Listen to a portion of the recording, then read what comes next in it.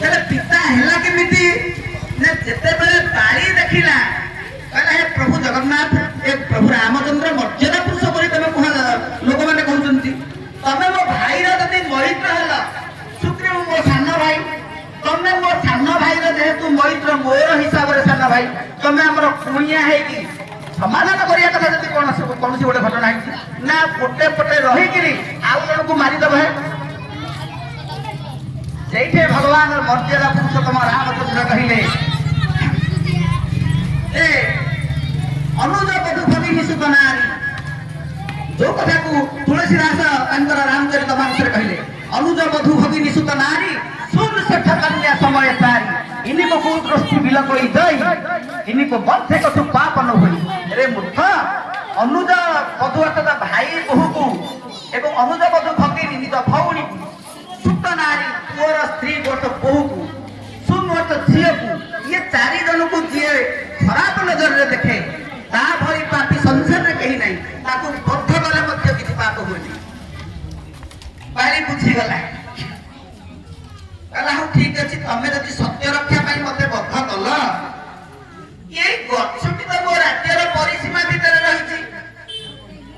से मोर राज्यर सार खाउछि पानी पवन रे पडिछि माटी रे रहिछि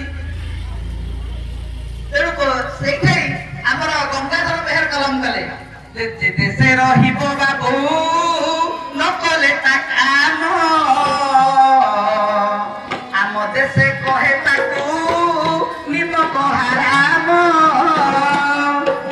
जो मो देशर भूखंड रे तुमे रहिछ मात्र शत्रु पाखरे सहयोग करके मते मारि देले रे बधुर गुंडा कछ आजि ठारू तू पिता हेई जा मधुर गुंडा कछ कांदिला कहला प्रभु मोर भूल कौन आपण मो आढ़ुआरे रहिले आपण शत्रु को संहार कले किंतु राजा मते अभिशाप दउछन्ति सेठी रामचंद्र हसिले कहले व्यस्त होना कली जुगे निराचले कपट मूले भाई भौणी को नहीं रहिबी सरियाले तुहे मधुर गुंडा बापुरे महादारू हेतु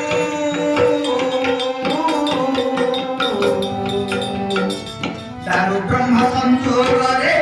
जारे पाइबू बोलो रामचंद्र भगवान की प्रभु जय जगन्नाथ महाप्रभु कर से प्रसंग रे जेते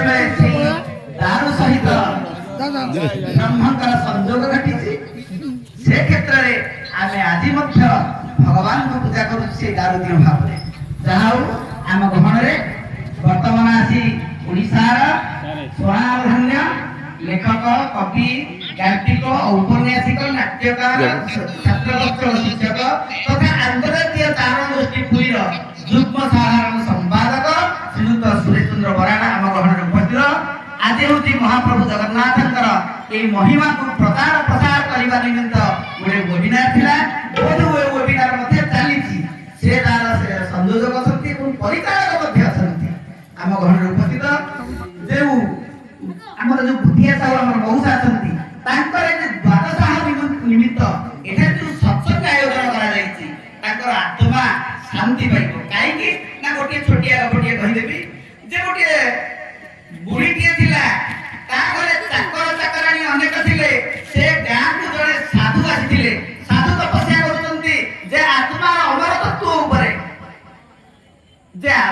प्राणी देहरु आत्मा छाड़ी गला परे शास्त्र कहूची नैनं दहति पावकः नैन दहति पावकः न शोषयति मारुत जाको पवन सुसी पारे नहीं अग्नि दग्ध करि पारे नहीं पानी रे बुड़े नहीं अस्त्र रे छिड़े नहीं से आत्मा अविनाशी मात्र से जाउची पड़े दीटा गति अछि गोटे स्वर्ग गति गोटे नरक गति बाबाजी साधना करी करी करी करी ए तत्वर मूल कोठी चूल कोठी आदि कोन अंत कोन खिय पाउलथन भिक्षा करिया पई आसी चंती जेते बेले